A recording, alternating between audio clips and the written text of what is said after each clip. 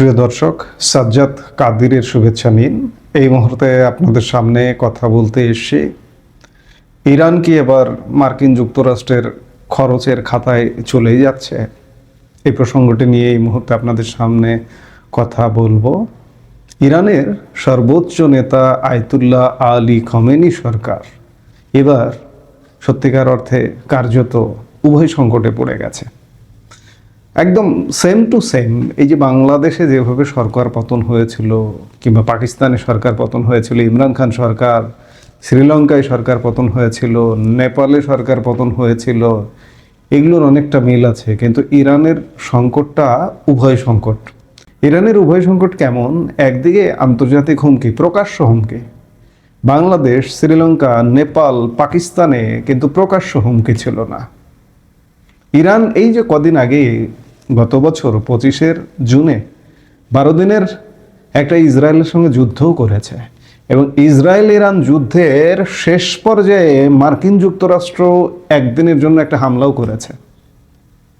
কয়েক মাস যেতে না যেতে ইরানে চলমান গণবিক্ষোভে একদম দেশটি উত্তাল হয়ে গেছে।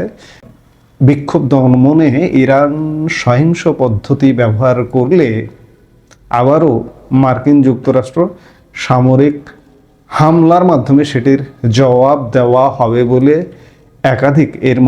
কয়েকদিনের মধ্যে একাধিকবার হুঁশিয়ারি দিয়েছেন ডোনাল্ড ট্রাম্প। এমন পরিস্থিতিতে ইরানে মার্কিন হস্তক্ষেপের সম্ভাবনা নিয়ে আলোচনা করছে যুক্তরাষ্ট্র ও ইসরায়েল, এবং ইসরায়েল তাদের দেশে কিন্তু সতর্কতা জারি করেছে, এবং ইরান মার্কিন যুক্তরাষ্ট্র এবং ইসরায়েলকেও দোষারোপ করছে। আজকে তাদের দেশে যে বিক্ষোভ হচ্ছে, এই বিক্ষোভের জন্য দোষারোপ করছে। ইরানের সব কটা প্রদেশে এই বিক্ষোভ ছড়িয়ে পড়েছে। গত শনিবার ইসরায়েলের প্রধানমন্ত্রী বেনিয়ামিন নেতানিয়াহু এবং মার্কিন পররাষ্ট্রমন্ত্রী মার্কো রুবিওর মধ্যে ফোনে বিষয়টি নিয়ে কথা হয়েছে বলে এক খবরে জানিয়েছে বার্তা সংস্থা রয়টার্স। অন্যদিকে যুক্তরাষ্ট্রের হুমকির কড়া সমালোচনা করেছে ইরান। যে কোনো মার্কিন হামলার জবাবে মধ্যপ্রাচ্যে থাকা মার্কিন সামরিক ঘাঁটি এবং ইসরায়েলকে বৈধ লক্ষ্যবস্তু হিসেবে বিবেচনা করা হবে বলে রোববার ইরানের পার্লামেন্টকে জানিয়েছেন স্পিকার মোহাম্মদ বাকির কালিবাফ। ইরানের সর্বোচ্চ নেতা আয়াতুল্লাহ আলী খমেনি শুক্রবার এক ভাষণে বলেছেন, কয়েক লাখ শহীদের রক্তের বিনিময়ে ইসলামী প্রজাতন্ত্র ক্ষমতায় এসেছে এবং বিক্ষোভের মুখে তারা পিছু হটবেন না। যুক্তরাষ্ট্রের মদদে ইরানে বিক্ষোভ ছড়ানো হচ্ছে বলে অভিযোগ করেছেন তিনি। বিক্ষোভকারীরা মার্কিন প্রেসিডেন্টকে খুশি করার চেষ্টা করছে বলে মন্তব্য করেছেন আলী খমেনি। এরই মধ্যে ইরান নিয়ে নানা গুজব ও গুঞ্জনও ছড়িয়ে পড়ছে, যেমন পরিবার সহ ইরানি পররাষ্ট্রমন্ত্রীর পালানো গুজব বেরিয়েছে, আবার খামেনির দেশ ত্যাগের গুঞ্জনও শোনা গেছে। কিন্তু সত্যিকার অর্থে এখনো পর্যন্ত কিছুই ঘটেনি। এই যখন অবস্থা, ইরানে অভ্যন্তরীণ বিক্ষোভ চলছে, মূল্যস্ফীতি, বেকারত্ব, অর্থনৈতিক সংকটের বিরুদ্ধে ব্যাপক বিক্ষোভ যেমন চলছে, অনেক এলাকার দোকানপাট বন্ধ রয়েছে এবং স্বাভাবিক জীবনযাত্রা ব্যাহত হচ্ছে, ইন্টারনেট বন্ধ রয়েছে, সংবাদ মাধ্যম সেই অর্থে সংবাদ প্রকাশ করছে না, ইরানের অনেক অভ্যন্তরীণ খবর বাইরে যাচ্ছে না। বিক্ষোভকারীরা অর্থনৈতিক সংস্কার ও রাজনৈতিক স্বাধীনতার দাবি তুলেছেন। আবার অন্যদিকে সরকারের সমর্থনেও বড় বড় সমাবেশ হচ্ছে। কেরামান সহ বিভিন্ন শহরে হাজার হাজার মানুষ রাস্তায় নেমে খমেনির প্রতি সমর্থনও জানাচ্ছেন এবং সরকারপন্থী স্লোগান দিচ্ছেন। এতে স্পষ্ট হচ্ছে যে দেশটির ভেতরে মতভেদ গভীর হলেও ক্ষমতায় সরকারের নিয়ন্ত্রণ এখনও শক্ত রয়েছে। এনডিটিভিকে দেওয়া এক বক্তব্যে কয়েকজন ইরানি নাগরিক জানান, মূল্যস্ফীতি সত্যিই বড় সমস্যা এবং তারা চান এটি নিয়ন্ত্রণে আসুক। তবে তারা খমেনির বিরোধী নন।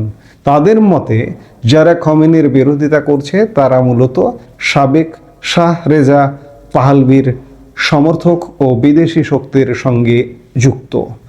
রেজা পাহলভি ইরানের সাবেক শাসক, তার পুত্র নির্বাসিত।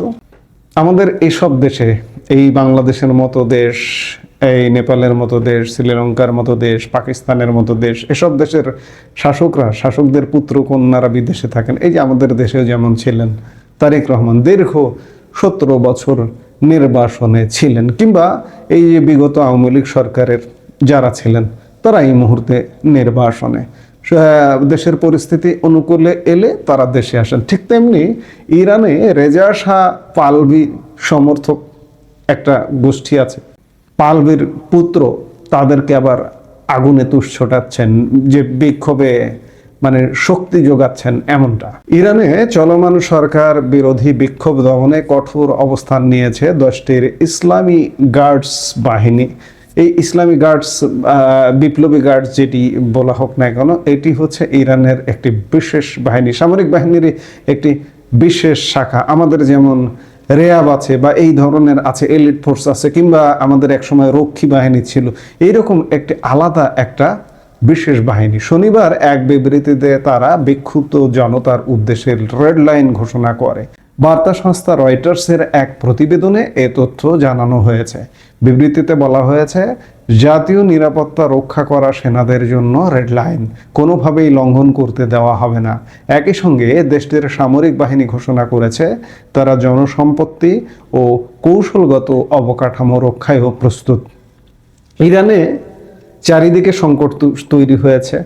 ইরানে যেমন বিক্ষোভকারী আছে, তেমনি সরকার সমর্থক আছে, কিংবা সরকারে যারা আছে এখন পর্যন্ত খামেনি সরকারের প্রতি তাদের সমর্থন আছে। এমনকি সেনাবাহিনীরও নেতিবাচক কিছু এখনো পর্যন্ত দেখা যায়নি। এখন কি হবে? ইরান কি খোমেনিকে কি পতন করিয়ে দেবে? ইরানকে কি মার্কিন যুক্তরাষ্ট্র খেয়ে ফেলবে? ইরানকে আসলে যেভাবে ধরেছে, হয়তো যে কোনো সময় শোনা যেতে পারে যে ইরানের সর্বোচ্চ নেতা আয়াতুল্লাহ রুহুল্লাহ খোমেনি দেশ ত্যাগ করে চলে গেছেন। আবার পরিস্থিতিটা কন্ট্রোল করতেও পারে, কিন্তু ইরানে আসলে উভয় সংকট। কেন যেন মনে হচ্ছে যে ইরানে এবার আভ্যন্তরীণভাবে একটা চাপ, আন্তর্জাতিকভাবে চাপ, যে কোনোভাবে ইরানের উপরে ট্রাম্পের একটা দৃষ্টি পড়েছে। ইরানের সরকার পতন মনে হয় মাস্ট। এখন যে কোনো সময় এই খবর আসতে পারে, কারণ প্রতিনিয়ত খবরের আপডেট হচ্ছে। আমরা নিশ্চয়ই দেখছি যে ইরানকেও কি খেয়ে যায় কিনা ডোনাল্ড ট্রাম্প, সেটি দেখতে হলে আমাদের অপেক্ষা করতে হবে। যে কোনো মুহূর্তে, আমি যে সময়ে কথা বলছি তার 2 ঘন্টা পরেও হয়তো শোনা যেতে পারে যে ইরানের সর্বোচ্চ নেতা দেশ ত্যাগ করে চলে গেছেন। আবার নাও হতে পারে, না হওয়ার সম্ভাবনাটা খুব কম, কারণ এবার বলা যায় যে জলে স্থলে ধরে ফেলেছে, আভ্যন্তরীণ উস্কানি জাগিয়ে দিয়েছে, আবার আন্তর্জাতিক চাপ আছে, প্রতিনিয়ত চাপ আছে। এবং ইরান হচ্ছে মার্কিন নিষেধাজ্ঞা ভুক্ত দেশ। এই নিষেধাজ্ঞার কারণে তাদের সম্পদ থাকলেও, তেল থাকলেও তারা বাণিজ্যিকভাবে এগুলো কাজে লাগাতে পারে না, বা নানান কারণে ইরান আজকে অর্থনৈতিকভাবে একটা বিপর্যস্ত দেশে পরিণত হয়েছে। মার্কিন কুদৃষ্টি যেখানে একবার লাগে, সেখান থেকে মুক্ত হওয়া সত্যিকার অর্থে কঠিন ব্যাপার। ইরানের ক্ষেত্রে আজকে তেমনটাই হয়েছে। ইরানের শেষ পরিণতি কি হচ্ছে আমাদের দেখতে নিশ্চয়ই অপেক্ষা করতে হবে। আমরা নিশ্চয়ই দেখব। এই মুহূর্তে এ পর্যন্ত। সবাই ভালো থাকুন, সুস্থ থাকুন। আমাদের ভিডিওগুলো নিয়মিত পেতে সাবস্ক্রাইব করুন Sajjad Kadir and the legends YouTube channel, এবং লাইক, কমেন্ট, শেয়ার করে সাথে থাকুন।